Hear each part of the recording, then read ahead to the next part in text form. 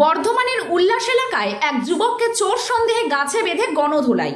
এলাকার মানুষজন যখনই তাকে জিজ্ঞেস করে তার বাড়ি কোথায় বা তার নাম কি, তার কোনো উত্তর পাওয়া যায়নি। অবশেষে নিজের হাতে আইন না তুলে পুলিশকে খবর দেওয়া হয় এলাকাবাসীর পক্ষ থেকে এবং পুলিশ পুরো বিষয়টি খতিয়ে দেখছে।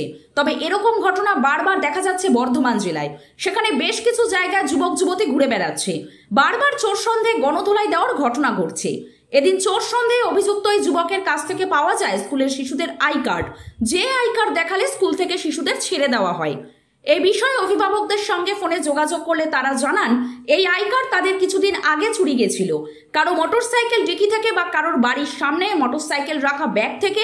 তাই কিছু গার্জিয়ান বা অভিভাবকরা স্কুলে জানিয়ে রেখেছিলেন যদি কোনো অচেনা ব্যক্তি বাচ্চা আনতে যায় তাহলে তারা যেন না ছাড়ে, এবং গার্জিয়ানদেরকে সঙ্গে সঙ্গে ফোন করে জানানো হয়। যদিও এই বিষয়ে অন্য কিছু রহস্য রয়েছে কিনা তা পুরোপুরি খতিয়ে দেখছে শক্তিগড় থানার পুলিশ।